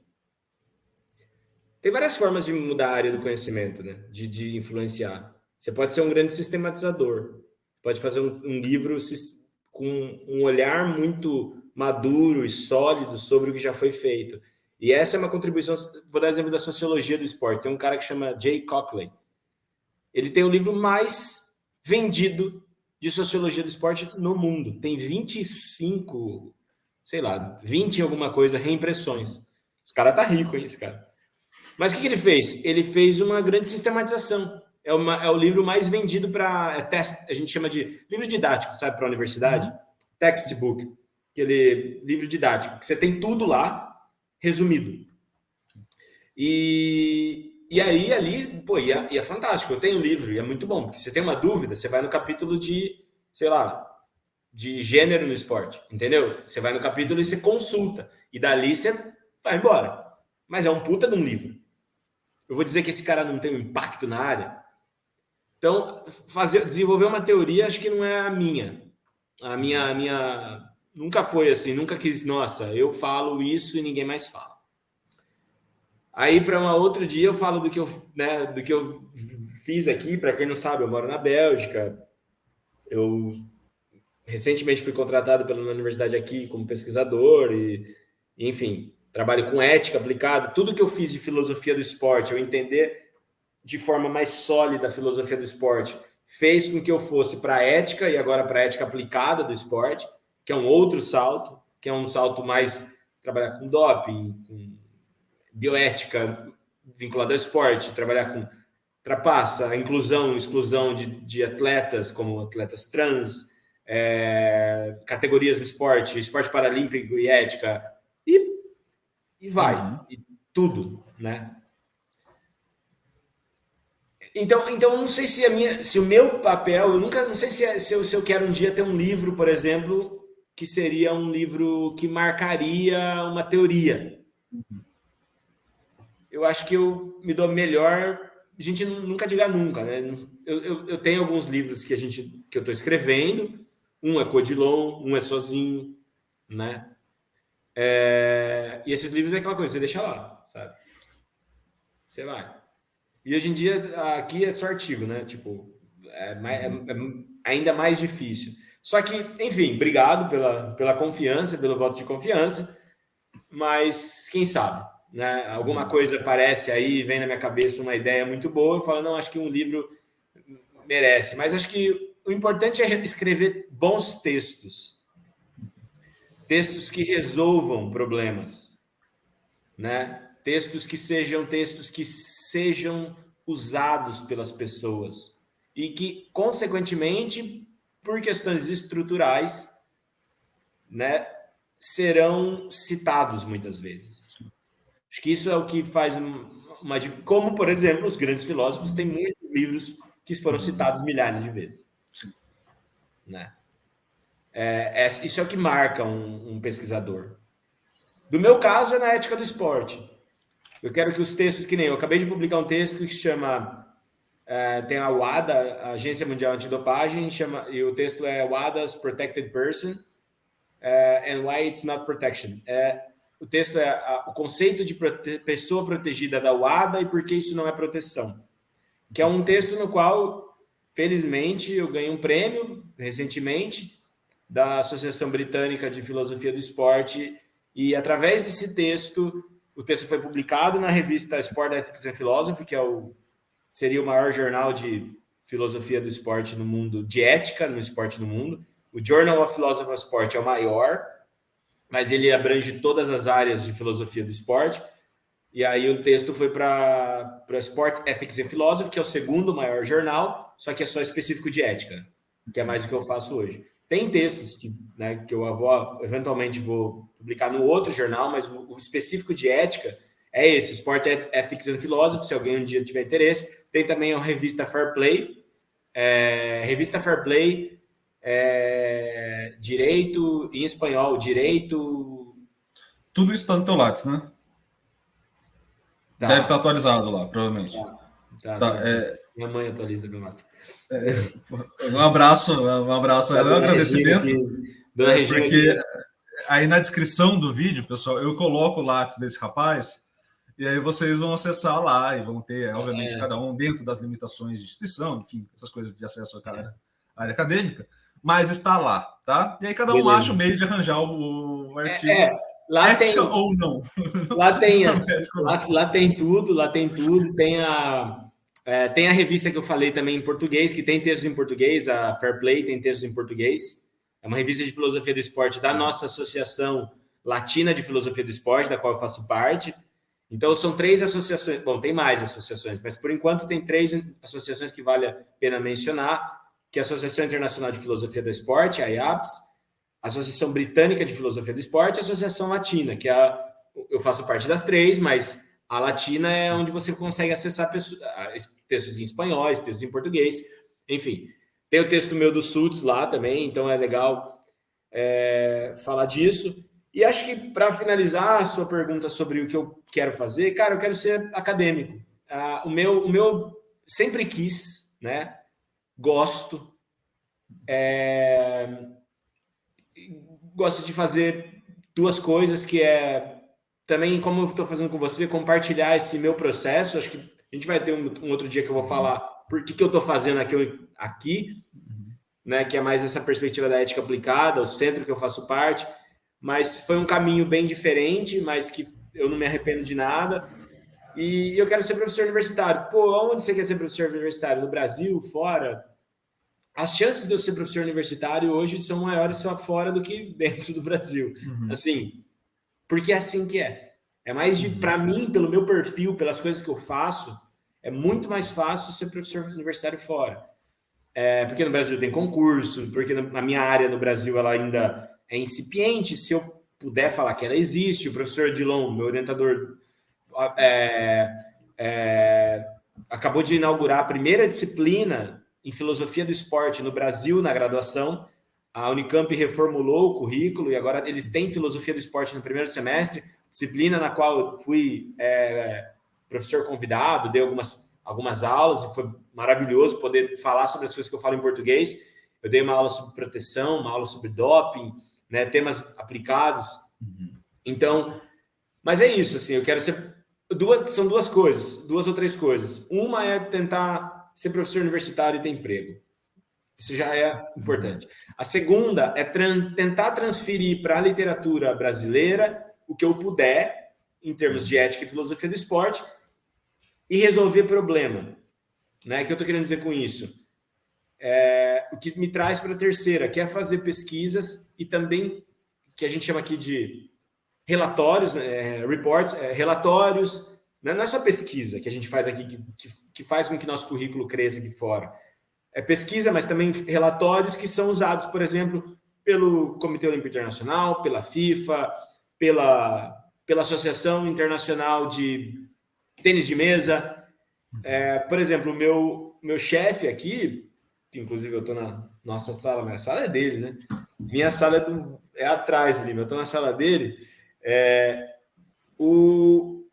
Ele tem, por exemplo, ele é um grande consultor. Ele faz consultoria, por exemplo, para diversas instituições esportivas, na forma para resolver problemas de ordem normativa, de ordem ética, né? Então ele trabalha com isso. Ele é, por exemplo, presidente.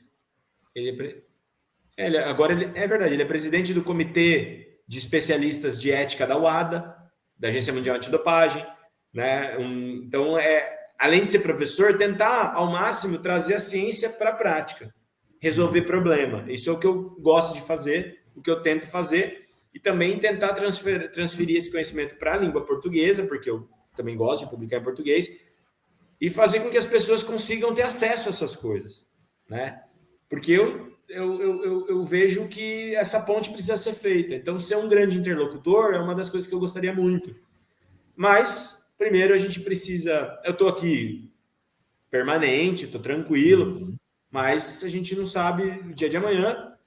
E, enfim, é isso, assim. Eu não vou sair da área acadêmica, não vou sair do esporte, estou completamente realizado. Eu sou uma pessoa realizada em termos acadêmicos, mas isso tem seu preço, né? Na perspectiva pessoal, isso também tem seu preço. Ficar longe da família, né? Ficar longe do meu país. Você não tem noção do prazer que eu tenho de encher a boca e falar que eu sou brasileiro. É absurdo, cara. As pessoas falam até, o Marcos gosta muito de ser brasileiro, né?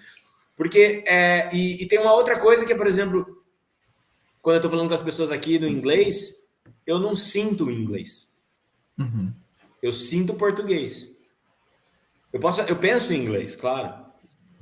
Mas quando eu vejo uma pessoa falando, quando eu vejo uma pessoa triste, quando eu vejo um filme, quando eu vejo leio alguma coisa, eu sinto em português. Uhum. É a minha língua. Então, quando eu vou, por exemplo, para Portugal, eu vejo uns brasileiros, vou para Portugal agora em janeiro, quando eu volto para o Brasil, é uma outra coisa, que não dá para explicar. E me preenche existencialmente de uma certa forma. Então, por isso que eu não sei se eu volto, se eu não volto, mas o objetivo é ser professor universitário. O futuro é esse. E tentar continuar nessa linha que eu tô. E tentar fazer coisas que façam com que as pessoas que me ajudaram ao longo do caminho se orgulhem. Olhem para mim e falem: pô, ainda bem que a gente deu oportunidade para aquele cara. Ainda bem que a gente confiou no trabalho dele. Né? Eu acho que esse é o meu grande papel. Assim, o papel de todos nós que somos, né? Atravessados aí por influências de outras pessoas. E acho que a nossa forma de contribuir devolvendo de uma certa forma. Eu sou muito grato à Unicamp por tudo que ela me proporcionou. Eu sou muito grato também à universidade aqui por tudo que ela me proporcionou. Tive um período de estudo aqui depois do doutorado. Então, acho que essa é a grande sacada, né? Esse é o que eu quero fazer e eu vou parar de falar, porque se deixar, eu já emendava outra coisa. Caso de suar. Não, tô brincando. Amigo, novamente te agradecer o aceite do convite. Fica aí o convite para mais vezes, né?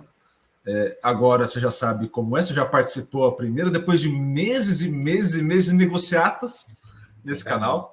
Eu quero deixar isso claro. A gente monta projeto para chamar amigos e fica numa negociação imensa. Não, e você foi assim, teve uns amigos, assim, eu não vou obviamente contar o santo, né? Mas te conto o caos. O cara falou assim: pô, você está convidando todo mundo na nossa época, né? Eu falei: claro, estou convidando, legal, né? Chamando o pessoal de novo. Pô, na hora que for o último, eu encerro, viu? Eu falei: porra, bicho, aí você me fode, né? Pô, tem 50 pessoas que participaram da época, vai todo mundo, você vai na última, vai encerrar o podcast, cara. Então, assim, há convidados assim, obviamente estou brincando. Você é sempre muito bem-vindo, eu sempre quis ter essa conversa contigo, você já sabe disso. Acho, de novo, você é um grande profissional e uma grande pessoa. Então, assim, não sei, não vou conversar com outras pessoas sobre se elas vão ter orgulho ou não, mas eu tenho um orgulho que é ter tido você e uma série de amigos nossos nessa trajetória e nesse caminho. Então fica aqui, obviamente, meu agradecimento como amigo, entendeu? Porque agora, além de youtuber, eu tô ficando mais emotivo, eu tô ficando velho. Eu tô começando a... Você tá de mudança. Entendeu? Eu tô ficando emotivo, é horrível. Assim, essa vida de senhor de idade tá me atrapalhando horrores para eu manter aquela postura agressiva. Entendeu? Antigamente era muito mais fácil. É verdade, cara, você tá meio soft. Você não era assim, você era mais combativo, né? Eu era mais da porrada, né? Você vê, né? A idade chega, amigo. Daqui a pouco eu aposento, resolve tudo, dá uma casa na praia e morre o assunto, entendeu?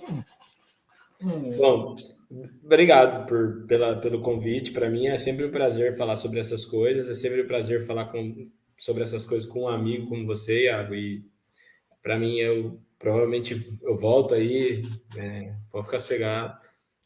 Pô, jogou na. Não, eu espero muito que antes da próxima Copa, né? Eu espero muito que antes da próxima Copa, né? Me jogou aí não sei como fala isso. Me expôs. Mas, enfim. Não, fica aí esse constrangimento aí para voltar mais rápido, né? Fica aí, né? A gente vai. Bom, enfim. Eu poderia estar jogando aqui, colocando dificuldades e empecilhos. Não, eu resolvo praticamente. Entendeu? Cabeça de dinheiro é uma merda, né? A gente expõe e volta mais cedo. Youtuber, né? Youtuber é foda, não confio em nenhum. Bom, meu amigo, obrigado. Obrigado a todo mundo que esteja nos assistindo até agora. Vou reforçar os pedidos lá do começo. Iago, você tinha esquecido? Claro que não, né? A gente nunca esquece essa parte. Vou pedir para vocês. Não deixou lá no começo o like, deixa agora, tá? Então, é sempre muito importante. Isso ajuda o YouTube a entender que vocês gostaram do conteúdo e aí ele recomenda esse conteúdo para mais gente que tem o teu perfil na plataforma, tá? Então, isso ajuda a gente bastante. Para além disso, compartilha com o máximo possível de gente, principalmente com quem olhar esse papo e tem algo em comum e possa refletir sobre ele. É sempre muito legal que a gente possa promover uma comunidade de fato através do que ela possa significar para cada uma das pessoas. Que o papo possa, de fato, trazer uma melhoria. Vou ficar feliz se você colocar no grupo do futebol e todo mundo vier olhar aqui, mesmo sem saber qual que é o conteúdo, vou ficar feliz, tá? Mas é óbvio que se a pessoa vier já com um propósito, já com um significado construído, é melhor para todo mundo, tá bom? Além disso, se inscreva no canal, ativa o sininho e deixa o teu comentário aqui, porque eu gosto muito de te ouvir, gosto muito de ouvir a tua opinião que está aí do outro lado também, para a gente promover essa interação, para a gente trocar uma ideia. Ficou com dúvida? Também deixa aqui também. Quem sabe no próximo papo a gente traz algumas dúvidas que vocês colocaram aqui nos comentários e vai trocando ideia sobre. Nada impede, tá? Tudo é auxiliar o canal a se desenvolver juntamente com você aí do outro lado. Combinado? Então, a todos um grande abraço, meu amigo, muito obrigado e até mais.